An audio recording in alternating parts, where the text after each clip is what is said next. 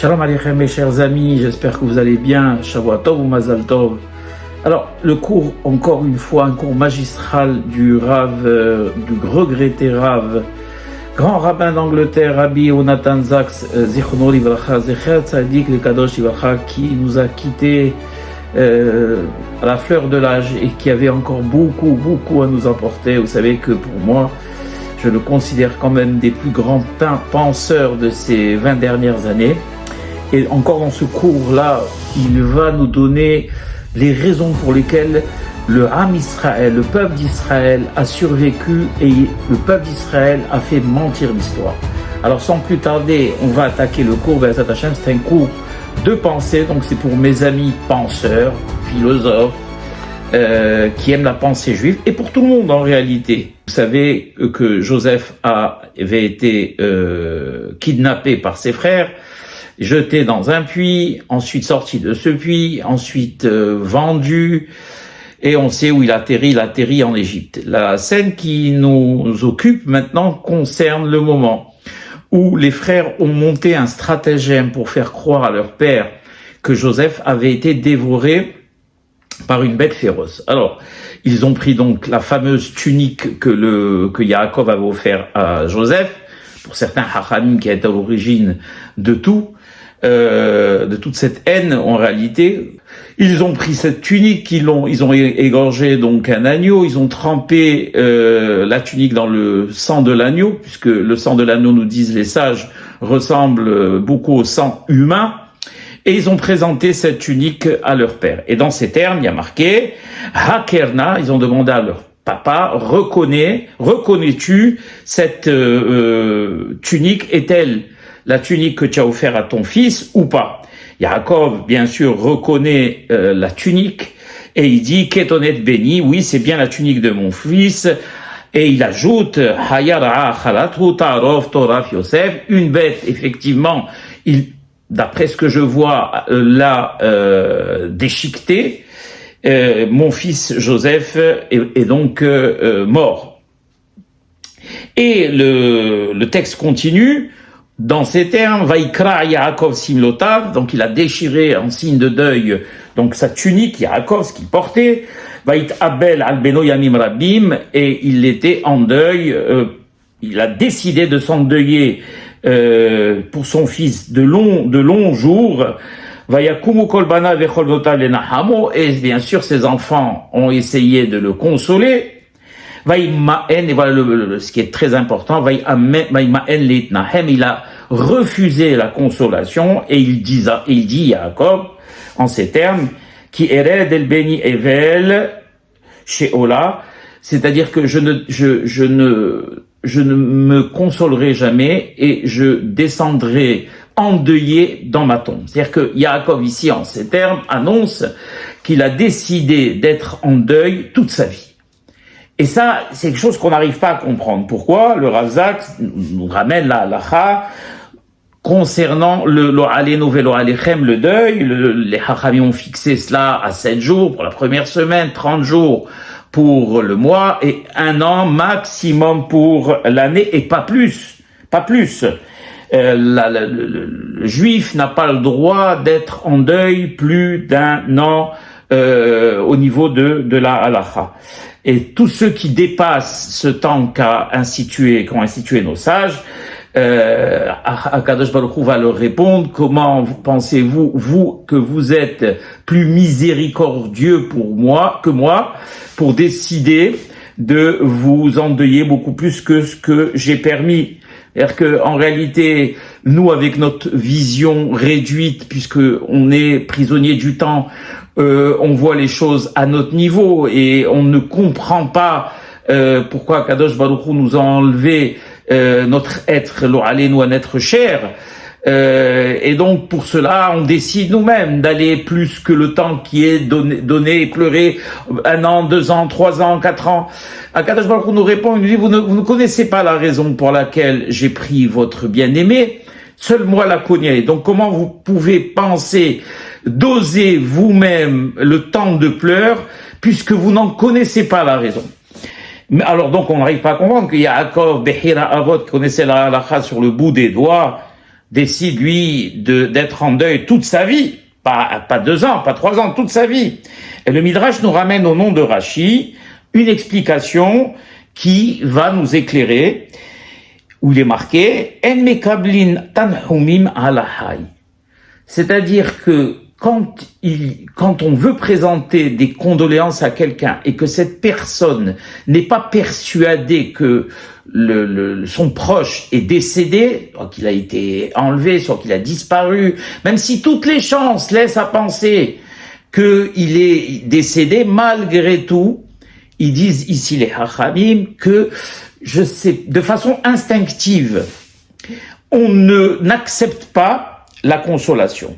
En d'autres mots, Yaakov refuse de se consoler car il n'a pas perdu l'espoir, et d'ailleurs ça va se vérifier, de revoir un jour son fils Joseph. Ça c'est un point très très important.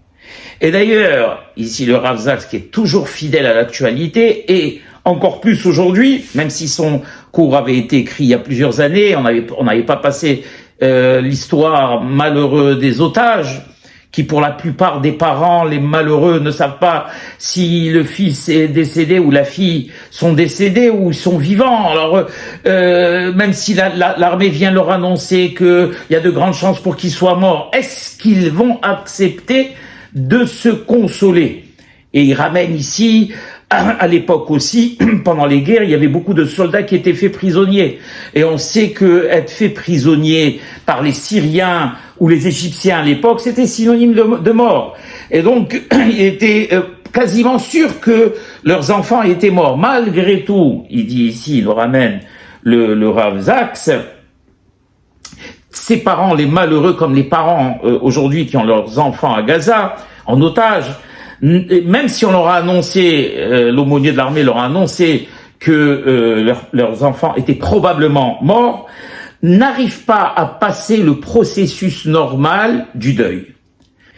Parce que le fait d'accepter de se consoler, d'entrer dans le processus de deuil, signifierait l'abandon, abandonner ce proche-là et accepter cette perte, et pour eux, c'est considéré carrément comme de la traîtrise. Ne pas accepter la consolation est un refus catégorique de ne pas abandonner l'espoir. Sur la base de quoi Yaakov a continué à espérer, alors qu'il a vu de ses propres yeux la tunique trempée de sang. Et il a même dit lui-même, Yaakov, il a énoncé, il a dit « Hayara'a achalatu tarov toraf Yosef ». Oui, vous me montrez une tunique, je vois le sang, j'admets que Yosef a été déchiqueté par une bête féroce. Jacob est allé à la rencontre ou ses fils sont allés à la rencontre de Jacob, et ils ont suivi exactement le même processus qui est marqué dans la Torah. Et étant donné qu'ils étaient considérés eux-mêmes comme des gardiens, entre guillemets, ils ont amené la preuve qu'ils n'étaient pas responsables, en montrant la tunique, de la disparition de leur frère. À ce titre, ils sont donc exempts de tout châtiment. Et c'est exactement ce qui s'est passé. On va voir que Jacob, qui était lui dans ce cas-là le juge, a reconnu la tunique, il a dit oui, c'est bien la tunique, c'est comme dans un tribunal, exactement la même chose. Les défenseurs, donc les avocats, amènent devant le juge la preuve et disent au juge, voilà la preuve que mes clients ne sont pas responsables, et le juge va statuer. Donc en l'occurrence ici, c'est Yaakov qui va statuer, qui va reconnaître la preuve et qui va disculper donc ses fils de tout châtiment. Mais, très souvent on le voit dans la justice, les juges disculpent par manque de preuves et non pas par conviction. C'est-à-dire que très souvent, et ça peut arriver, le juge, étant donné qu'il n'a pas assez de preuves pour accuser, disculpe les prévenus, mais néanmoins, et en son fort intérieur, est convaincu que ces prévenus sont coupables. Exactement, ils disent les Chachamim, c'est exactement la même chose. Yaakov a bien disculpé ses fils, mais savait au fond de lui que quelque chose se tramait et qu'ils avaient organisé, que ses fils avaient organisé quelque chose. Et donc c'est à ce titre qu'il avait toujours en lui l'espoir que son fils était bien vivant. Matériellement, il n'avait pas d'autre choix que de le disculper, puisque la preuve de cette tunique trempée était flagrante, mais on va dire intérieurement, il avait toujours le doute et il savait bien que c'était ses fils qui avaient été à l'origine de cela. Maintenant, est-ce que c'était ses fils qui l'avaient tué? Est-ce qu'il avait le doute? Il savait pas, Béhémet, si son fils Joseph était complètement mort ou que ses fils avaient organisé quelque chose. Et donc il y avait toujours cet espoir de peut-être un jour le revoir. Et on va voir, c'est ce qui va Béhémet se réaliser par la suite. Et c'est pour cela, c'est fort de cet espoir-là qu'il a refusé l'Itnahem, donc d'être consolé. Ce refus de consolation, on le retrouve pas seulement chez Jacob, on va le retrouver aussi chez qui? Chez Rachel, sa propre femme, vous savez, qui a été enterrée, que Jacob avait enterrée sur la route de Bethléem. Pourquoi ils disent les Chachamim? Pourquoi elle n'a pas été enterrée à Me'arat Marpella, comme Sarah, comme Rivka?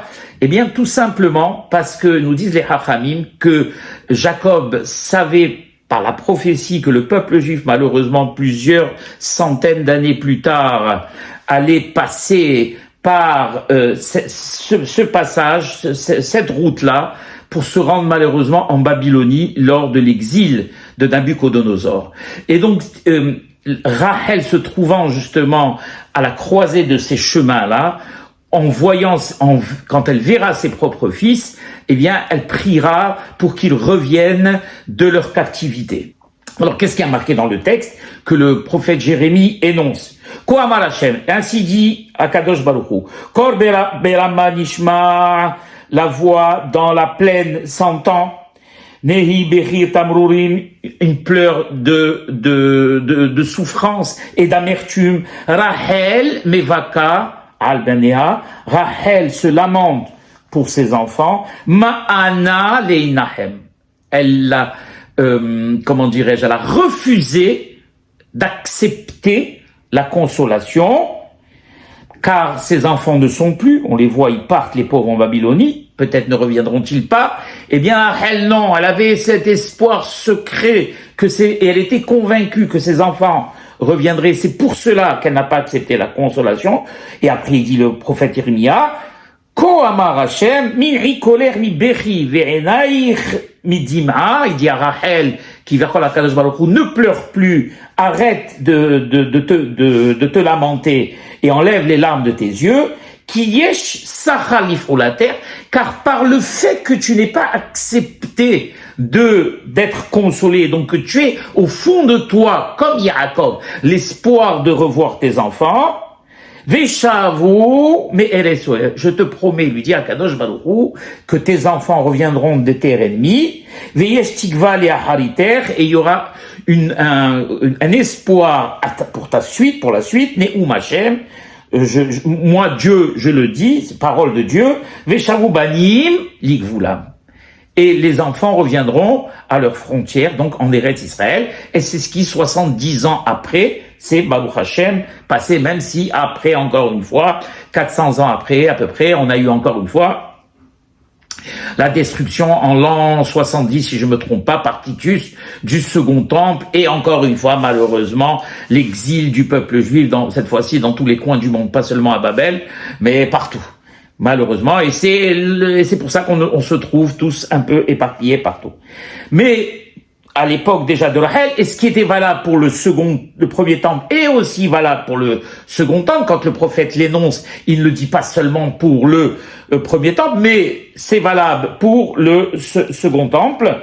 Et il pose la question, le Rav Zak, d'où tenait justement Yirmia, le prophète, la conviction que les enfants reviendraient, Veshavu banim ligvulam, car, il dit le prophète Irmia, Rachel, et pas seulement Rachel, mais les enfants de Rachel, donc le peuple d'Israël dans son entièreté, ont refusé la consolation. Et à partir du moment où tu refuses la consolation, c'est-à-dire que tu n'acceptes pas le fait que tes enfants puissent rester éternellement en exil, eh bien, à ce moment-là, Hakadosh Baruch Hu vient et réalise ton souhait. Comme nous, aujourd'hui, on ne renonce pas à l'espoir de revoir nos otages, vivants et en bonne santé, même pour ceux dont les probabilités sont très faibles.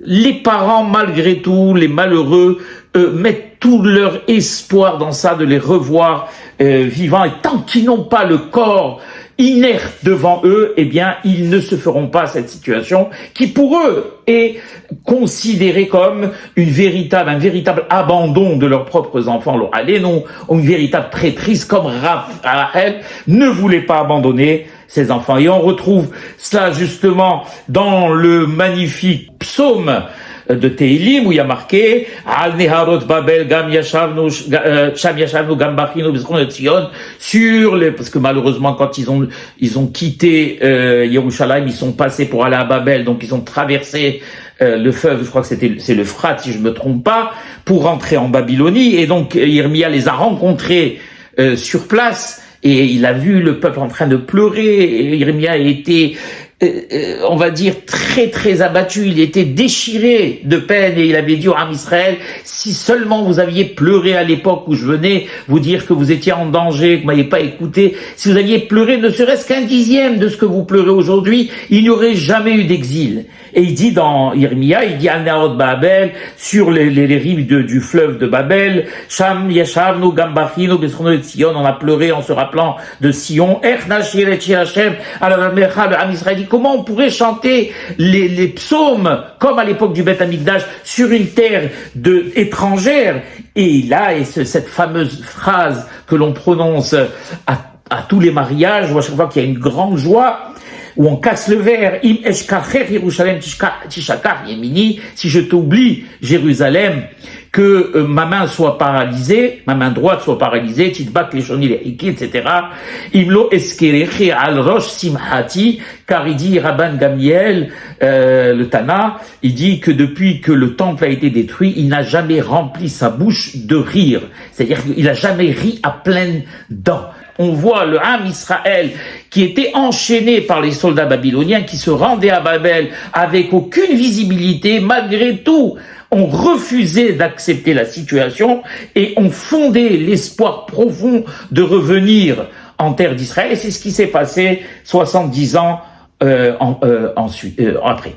Et il ramène ici un maassé très connu de Napoléon, qui un jour avec ses soldats à Paris était en tournée, et il passe par la grande synagogue de Paris, et c'était le jour de Tisha B'Av, et il entend des lamentations, des cris, des lamentations. Il y avait beaucoup de monde dans la synagogue qui était assis par terre en train de pleurer, se lamenter. Alors Napoléon rentre dans la synagogue et s'adresse à un membre de la communauté, et il lui dit « Mais qu'est-ce que vous faites? Pourquoi vous pleurez? Sur quoi vous pleurez ?» Alors le chef de la communauté leur dit « Mais sire, on pleure parce que c'est le jour du 9 Av. » Il dit « Le 9 Av, c'est quoi ?» Il dit « on commémore la destruction du temple. » Et alors Napoléon lui pose la question « Il y a combien de temps que ça s'est passé ?» Il croyait qu'il allait lui répondre « Il y a 5 ans, il y a 10 ans. » Il dit « Non, il y a 1700 ans que ça s'est passé. » Alors Napoléon le regarde « 1700 ans et vous pleurez encore ?» Alors il dit « Oui, sire, nous pleurons non seulement cette année, mais ça fait des siècles que nous pleurons, et que tant que notre temple ne sera pas reconstruit, nous continuerons à pleurer. » Alors Napoléon, complètement émerveillé et impressionné, dit une chose qui est extraordinaire, et il dit comme ça « Ham hamit abel al artso shanim korabot » Un peuple qui s'endeuille sur sa terre autant d'années, Hazaka alav she'od yahzor eleha, il y a une très grande probabilité qu'un jour il y retourne. Et ça, c'est une phrase fondamentale. Cet espoir, d'ailleurs, on le voit même dans notre hymne national. Comment on l'appelle notre hymne national? On l'appelle la tikva. Odlo, qu'est-ce qu'on dit? Odlo azal tikvatenu. Notre espoir ne s'est jamais consumé, ne s'est jamais tari que tout le peuple d'Israël, pas seulement une partie comme à l'heure actuelle, mais que tout le peuple d'Israël retourne Be'ezat Hashem en Eretz Israël et que notre temple soit reconstruit. Et là, en conclusion, je vais lire en hébreu parce que c'est très précis et je voudrais pas, on va dire, sortir ou détourner le sens de ce qu'a voulu dire le Rav Zak, Zichrono Livracha. Il dit, les Juifs sont le peuple qui a refusé la consolation, car il n'a pas abandonné l'espoir. Jacob a eu le mérite, par le fait qu'il n'ait pas accepté cette consolation, de revoir son fils Joseph. Les enfants de Rachel et Rachel elle-même a vu ses enfants retourner dans leurs frontières.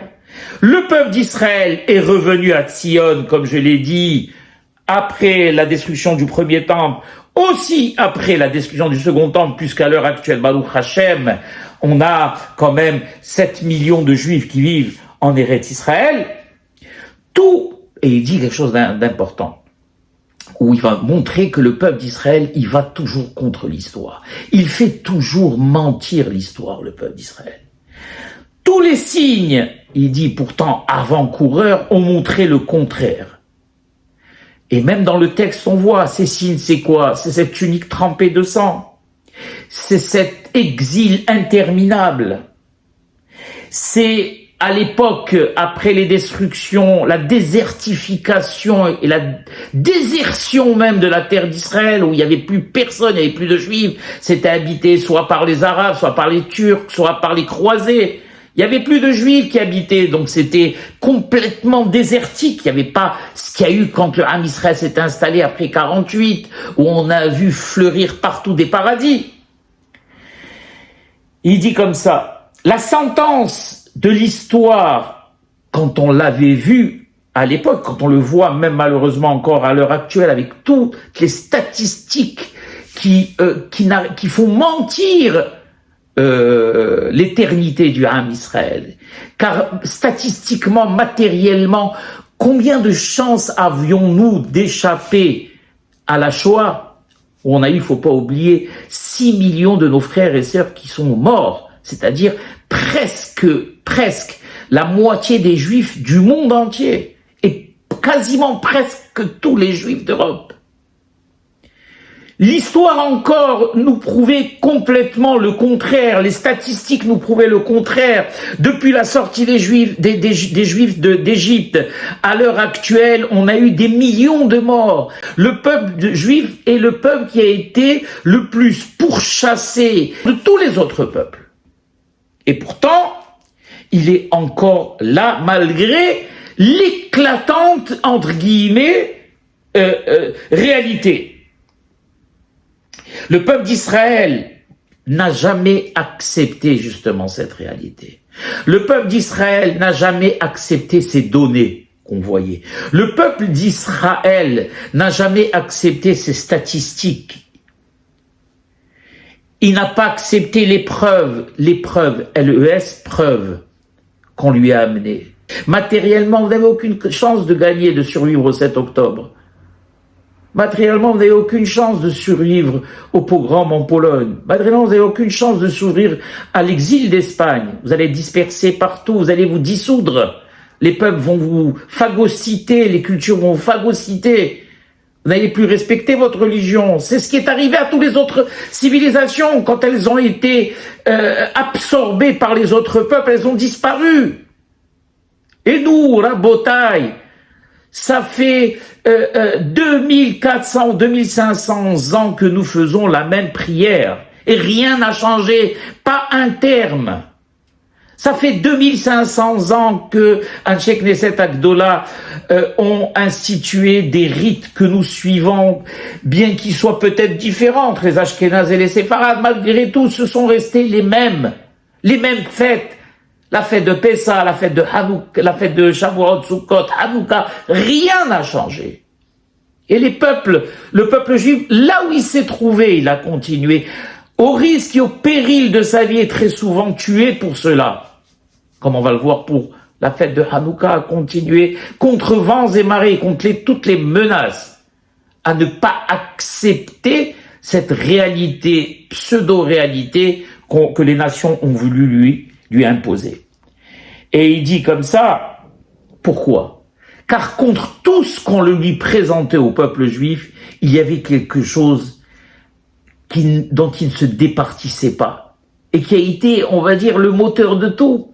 Quand Moshe est rentré en Égypte pour annoncer au peuple juif avec Aaron qu'il était venu pour les faire sortir, qu'est-ce qui a marqué? C'est la première fois qu'on le voit. Vaï amen ha'am, le peuple a cru.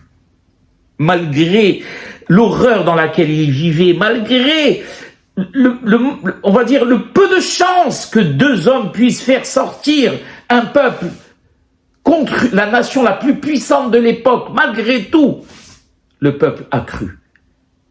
Et c'est à partir de là, de cette émouna-là, que le peuple d'Israël a construit sa sortie. Eh bien, c'est exactement la même chose contre tout ce qui s'est passé pour le peuple juif. C'est à partir de là que le peuple juif a construit sa survie.